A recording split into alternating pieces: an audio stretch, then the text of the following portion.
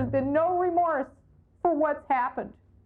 We were indispensable. We were exploited. We've been guinea pigs, and they could have cared less if we suffered or died. Marie Walsh got silicone gel breast implants in 1969 to correct a physical deformity. With the devices, her plastic surgeon said, her bust line and her life would be normal.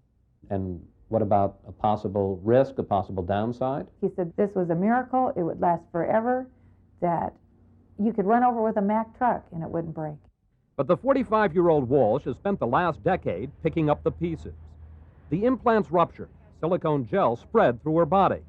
And over the years, she has suffered from diseases like rheumatoid arthritis and lupus. I'm here to help any other woman that experiences the same trauma that I have. Walsh, who set up a support group for women like herself, is just one player in a controversy that strikes at the core of women's health issues and corporate ethics. We don't know what the companies are going to do. There are personal injury lawyers like Dan Bolton, who has won multi-million-dollar judgments for 2 women against Dow Corning. He now says hundreds of women want him to take their cases. This was a company that put a product on the market, didn't test it, didn't care, and didn't take the appropriate steps to make sure it was safe. Let's not be senseless. Defenders of breast implants are also mobilizing. A group of plastic surgeons and breast cancer patients like Mary Fowlin has sued the Food and Drug Administration to let silicone implants back on the market. When you lose a very valuable, very feminine part of your body, and you are denied the right to replace it, it is beyond cruel. It is beyond your imagination. At Dow Corning headquarters in Michigan, they've shut down the manufacturing line for breast implants. But the public relations specialists have been busy figuring out how to explain 800 pages of internal documents. The government pressured them to make public this week. We should not only ask ourselves what it is we want to communicate, but also ask ourselves, what if someone else is looking at this memo, what questions would they be asking?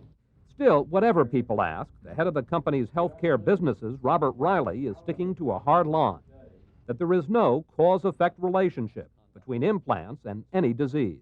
You're saying that the fact that these women who've had these implants, who've gotten these terrible diseases, is a coincidence? Absolutely. And that's what all of the scientific data would show.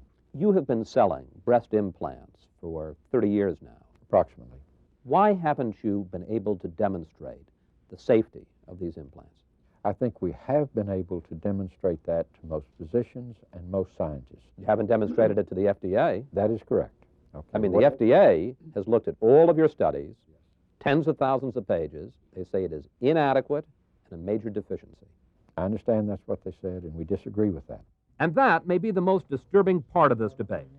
That although up to 2 million women now have breast implants, as FDA Commissioner David Kessler said when he imposed the ban last month, such basic issues as whether silicone implants are linked to cancer or autoimmune disease are still unsettled. 30 years of use, and we still don't know the answers to these questions. The FDA says that until it sorts all this out in the next few weeks, women with breast implants or who want them should do nothing. Obviously, if you're having any problems you think are related to implants, you should see your doctor immediately. But while the scientists are debating the safety of implants, there is another issue here, a 30-year paper trail of what Dow Corning knew and what it told the public. The idea of putting silicone into women's breasts started in Japan after World War II. Japanese prostitutes wanted to make themselves bigger for American servicemen. Japanese doctors found that transformer fluid with silicone in it did the trick. By the 50s, American showgirls and strippers were also using liquid silicone, with obvious benefits and for some terrible after effects. By 1962, Dow Corning had a new idea, encasing a thick gel of silicone inside a rubbery envelope. Soon, tens of thousands of women were having implants, 80% for cosmetic enlargement, 20% after mastectomies. But inside Dow, there were warning signs. This study, completed in 1970, found that 3 dogs with implants suffered chronic inflammation. But when Dow supervisors reported the study in this article, they described the normal health of the dogs. Was that an accurate reflection of the study? I think probably not. I think they paraphrased and summarized. Probably not a good thing to do, but with good intentions. And got it wrong. Probably so. But Attorney Bolton says the company's intentions over the years have been to hide any problems. This is an example of outright fraud by Dow Corning. Internally, they are saying one thing. On the other hand, publicly, they're saying the complete opposite. It's fraud. A key period in Dow Corning's development of breast implants was in 1975. Another company developed a new, softer implant that plastic surgeons preferred. Dow Corning rushed to match it. We had to get hot, and we had to get this product to the market, and we had to do it with haste. Thomas Talcott was part of a company task force ordered to produce a new implant by June 1st. Memos from the task force show the pressure, each week counting down how much time was left till the deadline. Researchers tested implants on rabbits because there was concern the softer gel might bleed out of the implant into a woman's body. But the task force was also worried about meeting a schedule of trade shows and doctors' meetings.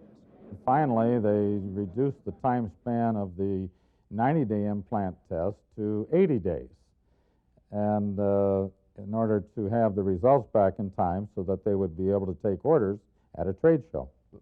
Wait a minute. You're saying that they cut back on a safety test for this new product to meet a market deadline? Yes. I mean, that's a very serious charge you're making. In these cases, that was done.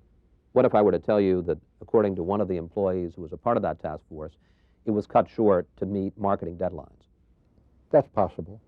It would not have had an impact on the results. In fact, the rabbit test showed the implants caused an inflammatory reaction.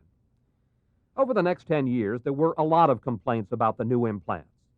A plastic surgeon wrote about spontaneous, unexplained rupture. A Dow Corning salesman said a doctor was upset about excessive gel bleed. But Janet Van Winkle, who got her implants at that time, and who's had several implant ruptures and serious illnesses since then, says the complaints Dow Corning was getting were not passed on to her doctor. I was told that they were safe and that they would last a lifetime and I would look great. By 1983, how many implants had Dow Corning sold? Oh, I don't know. Hundreds of thousands? Oh, I'm sure. Hundreds More of than that, yeah. Which makes this memo all the more damaging. In it, a Dow Corning staffer named William Boley wrote, "I want to emphasize that to my knowledge, we have no valid long-term implant data to substantiate the safety of gels for long-term implant use." Again, that memo was written in 1983, when Dow Corning had already sold hundreds of thousands of breast implants. There is a mistake in that memo in your interpretation of it, because that's not what he meant. It is what he knew said. Better. He was the supervisor of testing, wasn't he? Of a particular type of testing. It was not until 1985 that Dow Corning changed its package insert, listing for the first time the dangers of implant rupture and immune responses. Why the change? A key factor was that Dow Corning had recently lost a $1.7 million lawsuit to a woman with autoimmune disease. Did that have anything to do with the fact that you then changed your package insert? I'm sure that it did. Not because of the science, but because of the fact you had been found liable in court. That was the first litigation where the issue of that type of autoimmune issue came up.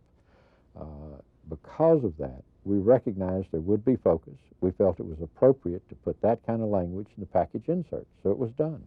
As physicians, our first obligation is to do no harm. While FDA Commissioner Kessler is cracking down on breast implants now, his agency has come under fire for not addressing safety concerns years ago. In 1982, the FDA ruled that silicone implants must meet certain standards, but it did not start requiring Dow Corning to provide safety studies until 1988. Congressman Ted Weiss is head of a House subcommittee that oversees the agency. The policymakers in FDA have simply refused to listen to their own scientific people, and they've lost at least 10 years in addressing this problem. Much of the reason for that delay, experts say, was political. As part of a general push for deregulation, the Reagan and Bush administrations cut back on government enforcement in the health sector. And so, after 30 years of selling silicone gel breast implants, Dow Corning now faces thousands of women who feel they've been exploited and an estimated $2 billion in potential liability. In the last week, the company has launched a public relations blitz, naming a new chairman who will focus exclusively on the issue, and saying it may pay for women who need to get their implants removed but can't afford to do so.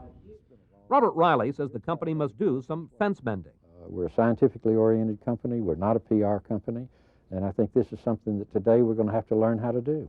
Would you say, if you are going to fault Dow Corning, that the only area you would fault it in would be the public relations sense? Communication, yes. But in terms of your In science, terms of science, in terms of your product and marketing? In terms of science, we have it. No question about it. But women like Janet Van Winkle say a lot more than public relations is involved. She's had 12 operations because of problems with her implants and has gotten cancer and autoimmune disease. And she says it's no coincidence. There's no doubt in my mind that they're linked. There's too many women that have called me with the same symptoms and the same problems. We can't all be crazy. Do you think you owe women who have gotten your implants any apology? No, not at all. The important thing would be, from our standpoint, did we cause a problem to them? If so, I think we should do whatever we could to alleviate it. But the vast majority of women have been benefited. It's been an important device. So no, there's no apology, but there is concern.